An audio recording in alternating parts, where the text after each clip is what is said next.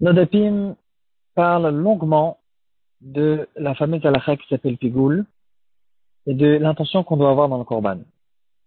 Les intentions, les pensées, les réflexions sont des choses que nous connaissons tous dans beaucoup de domaines dans la Torah. On va essayer un petit peu de parler de ce sujet. Quelle est la partie de l'intention dans certaines choses que on a besoin d'avoir une intention? On fait des actions, avec ces actions, on fait des paroles de mitzvah, des paroles de bracha qui sont autour de la mitzvah, et on a aussi des intentions.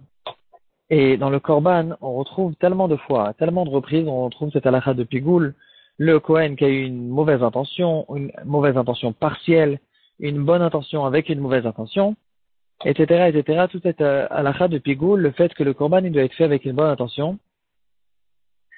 On va essayer de voir, B'ezrat Hashem, un petit peu de toucher ces sujets dans les mitzvot que nous connaissons tous dans notre vie de tous les jours.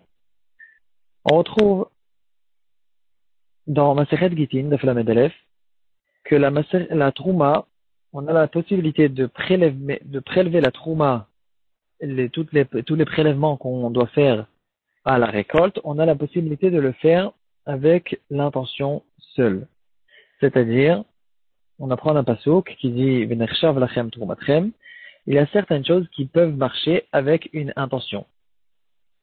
C'est-à-dire, de quelle manière ça se fait?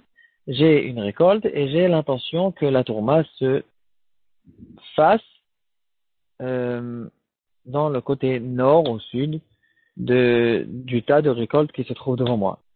Donc, j'ai même pas à prélever physiquement.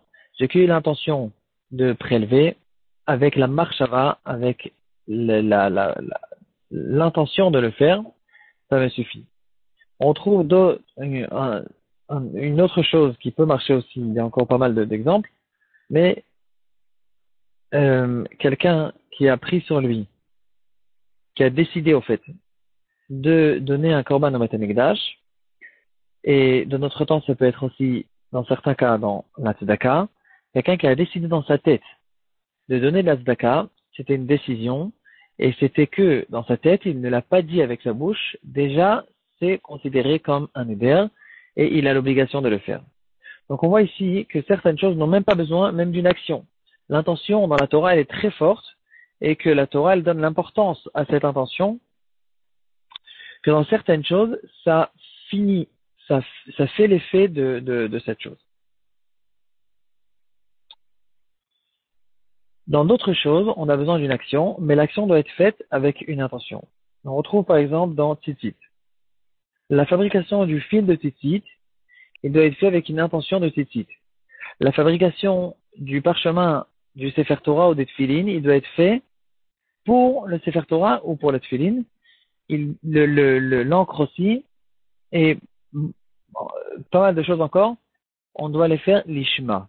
L'ishma veut dire je peux pas acheter un parchemin qui a été déjà fabriqué par un goy, ou bien pour un juif parce qu'il a décidé d'utiliser un parchemin pour écrire une lettre à son copain. C'est impossible. Il faut que le parchemin doit être fait lui-même pour la kedusha du Sefer Torah ou des Tfilin, avec l'intention de le faire. Le fil du titit, la même chose.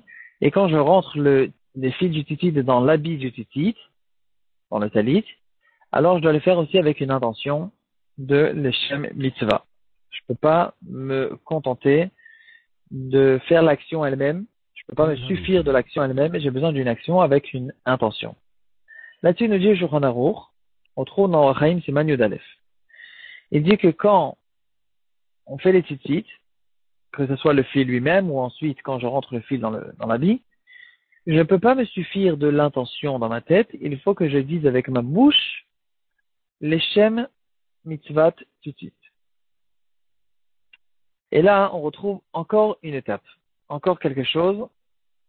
Il y a certaines choses qu'on peut se suffire de l'intention, et d'autres choses, l'intention elle-même toute seule ne suffit pas. Il faut que je sorte mon intention avec la bouche et que je le dise clairement avec la parole.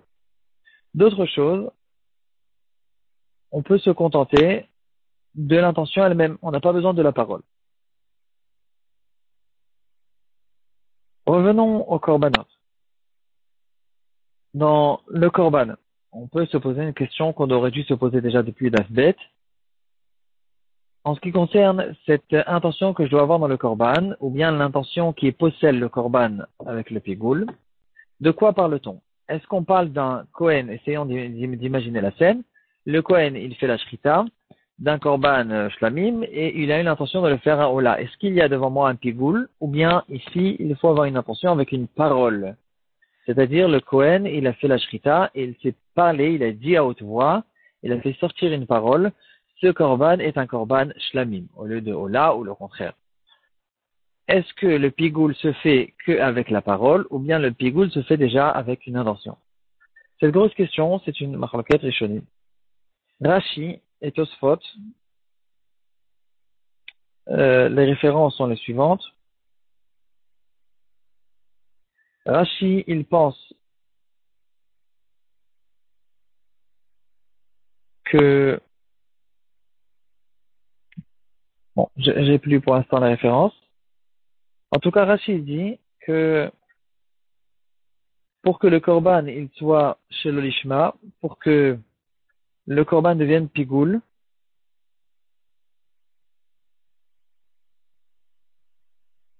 on a besoin d'une parole.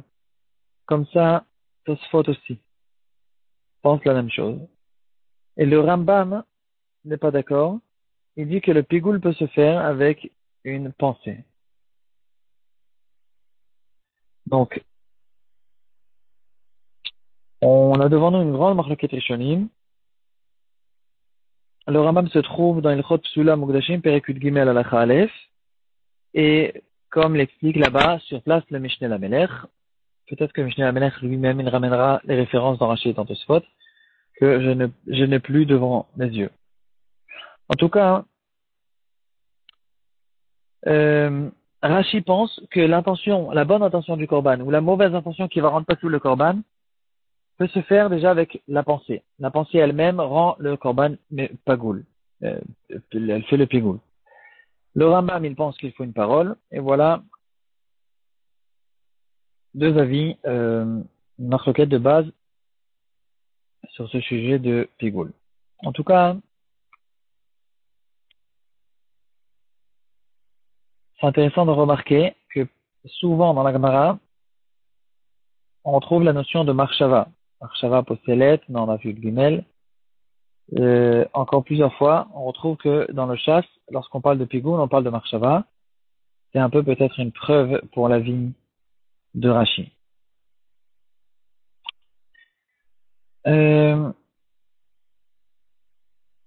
Aruch HaShulchan, à Atid, il y a le livre Aruch HaShulchan sur les halachot qui nous concernent dans notre vie de tous les jours, qui est sur les mêmes simanim que le Shulchan Aruch.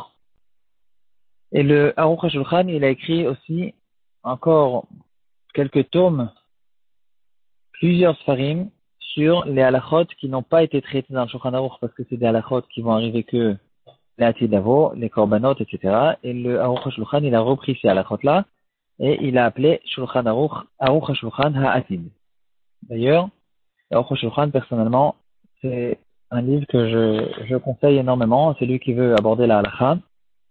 Il est facile à lire, il ramène tous les rishonim, il ramène en général le sujet depuis la Gemara, ensuite il ramène les rishonim, les différents rishonim sur ce sujet, et il arrive par les achronim, il tranche la halacha, et tout avec un langage qui est relativement facile. Le langage du Shulchan Aruch, il est un peu difficile. Il y a le Shulchan Aruch, le Rama, on a besoin d'ouvrir le Mishnah Berurah pour avoir des détails. Et lui, il nous ramène en seifim, sans lettres, sans difficulté. Il nous ramène vraiment toute la construction de chaque halakha. Un livre magnifique, à mes yeux. Donc là, on Shulchan Atid, il explique qu'il y a en fait un rapport entre l'intention et la parole. C'est quelque chose de très logique. Il dit, c'est sûr que le principal du pigoul, c'est la pensée. C'est la pensée qui fait l'effet du pigoul. C'est ça le sujet principal. Mais d'après les Rishonim qui pensent que le pigoul doit être fait aussi avec la parole, donc d'après le Rambam, ça veut dire que le Rambam ne pense pas que la pensée n'est pas suffisante. Il pense qu'il faut qu'il y ait une pensée qui a été renforcée par la parole, parce que la pensée, elle est un peu abstraite, un peu virtuelle. un peu flou, un peu brouillard, mais qu'est-ce qui va faire sortir la pensée du potentiel au réel? Donc, si on veut une pensée un peu physique, alors on arrive à la parole. La parole, c'est la pensée qui est sortie à l'extérieur. Donc il dit, il faut qu'il y ait une pensée et il faut que cette pensée soit renforcée par une parole. Et ne pense pas, dit le Aruch HaShulchan, que je suis en train de jouer avec les mots. Il y a dans cette explication une halakha lemaaseh. Qu'est-ce qu'il en est dans le cas? Le Kohen, il a dit avec sa bouche qu'il rend pigoule le korban, c'est-à-dire dans sa bouche, il a pris un korbanola, il a dit voici, ceci sera un korban shlamim, mais dans sa tête, il est conscient qu'il est en train de faire un korban ola. Il a juste dit à haute voix pour faire peur au propriétaire ou pour n'importe quelle autre raison. Et dans sa tête, il sait exactement de quoi on parle. Il nous dit, le Rosh Hashanah, dans ce cas-là, on n'aura pas de pigoule, parce que le principal du pigoule, c'est la pensée. La pensée était bonne, et il faut juste, d'après certains, que la pensée soit renforcée par la parole. Ici, puisqu'il n'y a que la parole, il n'y a pas la pensée, on n'a pas de problème de pigoule. Bon, voilà. Ici, on a touché plusieurs sujets, plusieurs cas. On a vu certaines choses. Donc, on reprend un petit peu. On a vu certaines choses qui marchent avec la pensée seule. Il n'y a même pas besoin d'action. C'est l'exemple de la trouma ou bien des nidre mitzvah ou du ekdesh. On a vu certaines choses qu'il faut avoir une action, mais l'action doit être accompagnée d'une pensée, comme par exemple la préparation des tzitzit ou du parchemin du Sefer Torah. Ici, il faut un lishma. Et ici, on est obligé d'avoir une pensée. On a vu encore un étage, la pensée qui a besoin d'avoir aussi une parole.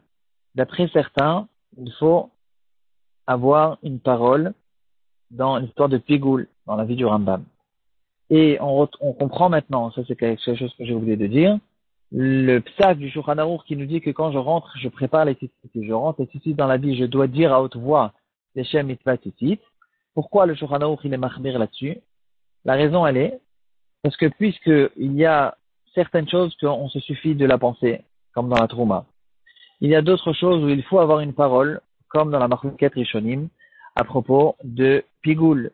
Alors, puisque on ne sait pas exactement comment déterminer cette histoire de l'Ishma, qu'on a besoin dans certaines choses, c'est pour ça que le Shulchan Aruch, il est Mahmir, comme les Rishonim, qui pensent qu'il est très possible que dans l'Ishma, on a besoin aussi d'avoir une parole.